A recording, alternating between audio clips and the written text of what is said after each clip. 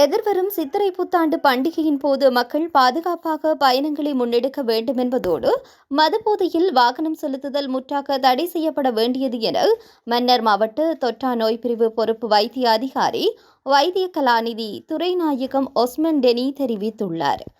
இன்றைய தினம் காலை மன்னார் மாவட்ட பிராந்திய சுகாதார சேவைகள் பணிமனையில் இடம்பெற்ற ஊடக சந்திப்பின் போது அவர் இவ்வாறு தெரிவித்துள்ளார்.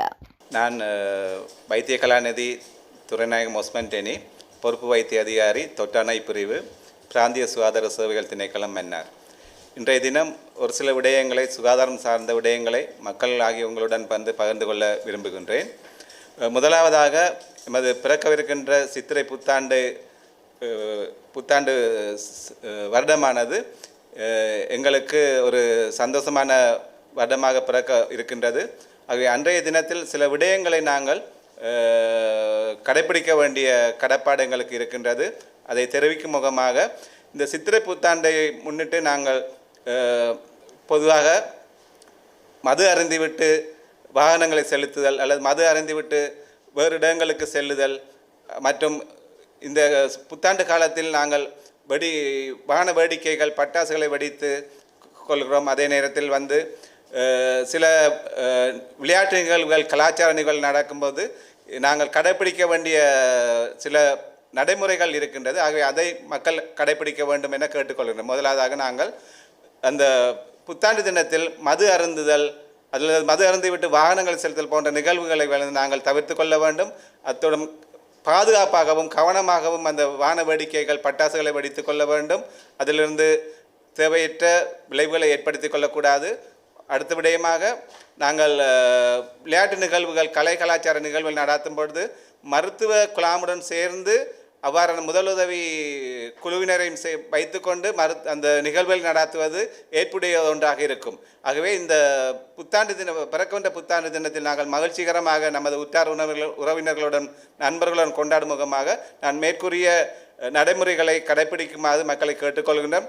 அத்துடன் இரண்டாவதாக உங்களுடன் நான் பகிர்ந்து கொள்ள வேண்டிய விடயம், இந்த சித்திரை மாதத்தில் மழை தொடங்கி இருக்கிற இடைக்கிடை மழை பெய்து கொண்டே மன்னார் மாவட்டத்தில் இருக்கிறதால அந்த மழை நீர் தேங்கிக் கொள்வதால் நுளம்பு பெருக்கம் அதிகமாக காணப்படும். முக்கியமாக டெங்கு நுளம்புகளின் பெருக்கம் அதிகமாக காணப்படும். ஆகவே டெங்கு நுளம்புகள் பெருகும் பொழுது டெங்கு காய்ச்சல், அது சார்ந்த தொற்று நோய்கள் எங்களுக்கு எங்களை பாதிக்கக்கூடியதாக இருக்கும். ஆகவே மக்களாகிய நாங்கள் பொறுப்புடன் எங்களது வீடு அல்லது சுற்றியுள்ள பிரதேசங்கள், அந்த பகுதிகளை துப்புரவாக வைத்து நுளம்பு பெருக்கத்தை தவிர்த்து அந்த டெங்கு நோய் பாதிப்பிலிருந்து எங்களை காப்பாற்றிக்கொண்டு எங்கள் மன்னார் மாவட்டத்தையும் காப்பாற்ற வேண்டும் என்று கேட்டுக்கொண்டு, அதுக்கு அடுத்த விடயமாக உங்களுடன் பகிர்ந்து கொள்ள வேண்டிய விடயம் காலநிலை மாற்றம். உங்களுக்கு தெரியும், இன்றைய மார்ச், ஏப்ரல் மாதங்களில் வெப்பமான சூழ்நிலை அதிகமாக காணப்படுகிறது.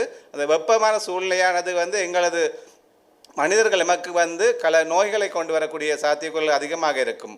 முக்கியமாக எமது உடலிலிருந்து நீர் வெளியேற்றம் இருப்பதால் எமது மக்களாகி நாங்கள் அதிகளவான நீர் அல்லது அதிகளவான குளிர்பானங்களை, அதிகள பழங்களை உட்கொள்ள வேண்டிய தேவை இருக்கின்றது. ஆகவே முக்கியமாக நாங்கள் மட்டுமல்ல, முக்கியமாக ஒரு சில, அதாவது வயோதிபர்கள், சிறுவர்கள், கர்ப்பிணி தாய்மார்கள் அதிகளவாக இந்த நோய் தொற்றுக்கு இந்த காலங்களில் பாதிப்புக்குள்ளாத சந்தர்ப்பம் அதிகமாக இருக்கும். ஆகவே முக்கியமாக நான் குறிப்பிட்ட கர்ப்பிணி தாய்மார்கள், 2 வயதுக்குட்பட்ட சிறு பிள்ளைகள், வயோதிபர்கள், முக்கியமாக சிறுநீர் வருத்தங்கள், அதாவது சுகர் வருத்தங்கள் இருப்பவர்கள் தங்களை பாதுகாத்துக் கொள்ளும் முகமாக அதிகளமான பழங்கள், அதிகளமான நீர் உட்கொள்ளுதல், அதிகளமான குளிர்பானங்களை அறிந்து கொள்ளுதல், அவ்வாறு இதுகளை செய்து இந்த வெப்பமான சூழலிலிருந்து எங்களை காப்பாற்றிக் கொள்ள வேண்டும். அதே நேரத்தில் இந்த வெப்பமான காலங்களில் வரக்கூடிய நோய் தொற்றுகள் அதிகமாக இருக்கும். அந்த நோய் தொற்றுகளிலும் இருந்து எங்களை பாதுகாத்துக் கொள்ளும் முகமாக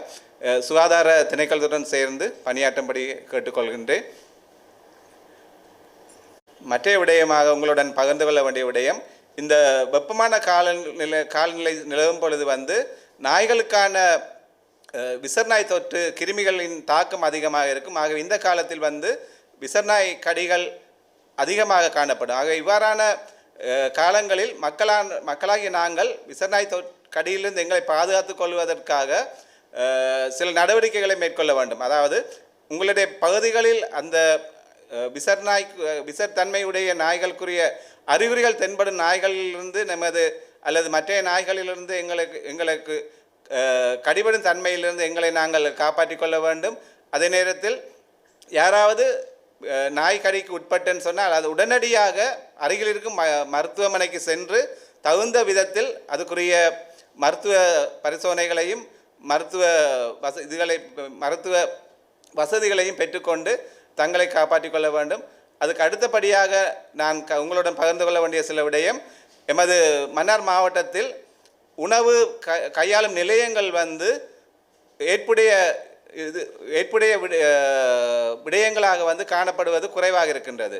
அதாவது அநேகமான உணவு கையாளும் நிலையங்களை நாங்கள் எங்களுடைய சுகாதார பரிசோதனைகளுடன் இணைந்து பார்வையிடும் பொழுது அநேகமான கடைகள் சுகாதாரமற்ற முறையில் அவர்களுடைய உணவு தயாரிக்கும் இடம், மற்ற உணவு சேமிக்கும் இடம் அல்லது உணவு மற்றவர்களுக்கு கொடுக்கிற இடங்களில் உணவு சுகாதாரம் அற்ற விதத்திலே காணப்படுகின்றது. ஆகவே இந்த சுகாதார முறைப்படியான உணவுகளை இந்த உணவு கையாளும் உரிமையாளர்களும் சரி, அந்த உணவு தயாரிக்கும் உறுப்பினர்களும் சரி, அந்த தகுந்த முறையில் மருத்துவ சுகாதார முறைப்படி எங்களுடைய சுகாதார வைத்திய அதிகாரிகள் அல்லது சுகாதாரத்துறையில் பணியாற்றுகின்ற உத்தியோகத்தர்கள் அவர்களுடைய ஆலோசனைக்கு ஏற்பவே அந்த நிலையங்களை கையாள வேண்டும் என்றும், அதே நேரத்தில் அங்கு பணியாற்றுகின்ற ஒவ்வொரு ஊழியர்களும் அந்த உரிமையாளர்களும் அந்த பகுதிக்குரிய சுகாதார வைத்திய அதிகாரி பணிமனைக்கு சென்று தங்களுடைய மருத்துவ சான்றிதழ்களை கட்டாயம் பெற்றுக்கொள்ள வேண்டும். அந்த மருத்துவ சான்றிதழ் செய்யப்படும் போது அந்த வைத்திய அதிகாரியும் சரி, சுகாதார பரிசோதனைகளும் சரி, அந்த கடையை பார்வையிட்டு அங்கு பணியாற்றின ஊழியர்கள் பார்வையிட்டு அதுக்குரிய சான்றிதழ்களை வழங்குவார்கள். ஆகவே அந்த மருத்துவ சான்றிதழ் இல்லாத பணியாற்றுகின்ற நிலையங்களை எங்களோட சுகாதார வைத்திய அதிகாரிகளுடைய குழு பார்வையிடும் பொழுது அந்த மருத்துவ சான்றிதழ் இல்லாத நிலையங்கள் அல்லது சுகாதாரமற்ற விதத்தில் இயங்குகின்ற அந்த கடைகளை சட்ட ரீதியான நிலைக்கு உட்படுத்த வேண்டிய கட்டாயம் ஏற்பட வேண்டும். ஆகவே அந்த மன்னார் மாவட்டத்தில் இயங்குகின்ற உணவு சார்ந்த கடைகள் நான் மேற்குறிப்பிட்ட அந்த செயல்களை கடைபிடித்து அதுக்கேற்ற விதத்தில் மக்களாகிய எங்கள் மன்னார் மாவட்ட மக்களுக்கு சுகாதாரமான போசாக்கான அவர்களுடைய விருப்பத்துக்கு ஏற்ற உணவுகளை வழங்கி அந்த நிலையங்களை சுகாதாரமான முறையில் நடைபெறுத்த வேண்டும்.